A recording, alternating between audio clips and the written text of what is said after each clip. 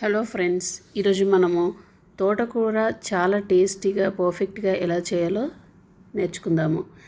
ఈ విధంగా వండడం వల్ల తోటకూర చాలా టేస్ట్గా ఉంటుంది. తినని వాళ్ళు కూడా తింటారు బాగా. సో ముందుగా శుభ్రంగా కడిగి ఆ తర్వాత కట్ చేసి పెట్టుకోండి. ఎందుకంటే విటమిన్స్ ఇవి నీళ్ళలో కరిగిపోతాయి కాబట్టి.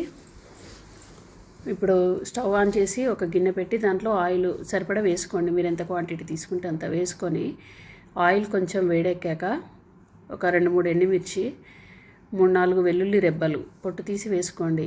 ఈ ఫ్లేవర్తోని తోటకూర టేస్ట్ చాలా బాగుంటుంది. ఇవి కొంచెం దూరగా వేగాక కొంచెం పసుపు వేసుకోండి. ఇందులో ఇష్టం ఉన్న వాళ్ళు వేసుకోండి, లేదంటే అవాయిడ్ చేయొచ్చు. ఆకుకూరల్లో వేయాల్సిన అవసరం లేదు 90%. సో నేను కొంచెం మాకు అలవాటు కాబట్టి లైట్గా వేస్తాను. సన్నగా తరిగి పెట్టుకున్న తోటకూరను ఇందులో వేసేయండి.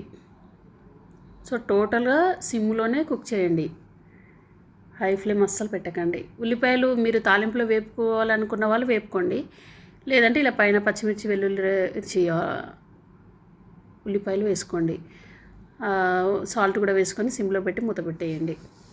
ఒక 10 మినిట్స్ అయ్యాక మూత ఓపెన్ చేసి చూడండి.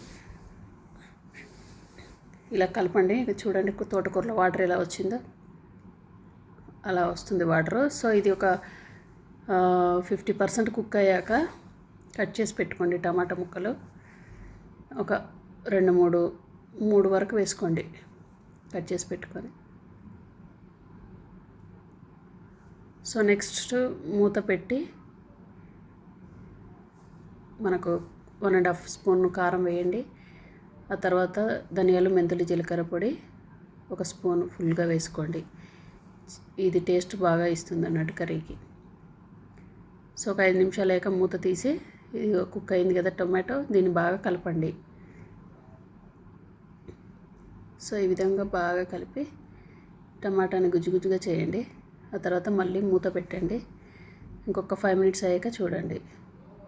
చూసారా ఫ్రెండ్స్ ఎంత బాగా కుక్ అయిందో. ఇది తినని వాళ్ళు కూడా చాలా ఇష్టంగా తింటారండి. మీరు ఫ్రై లాగా కూడా చేసుకోవచ్చు. ఈ వీడియో కనుక మీకు నచ్చినట్లయితే లైక్ చేయండి, షేర్ చేయండి. Please subscribe my channel.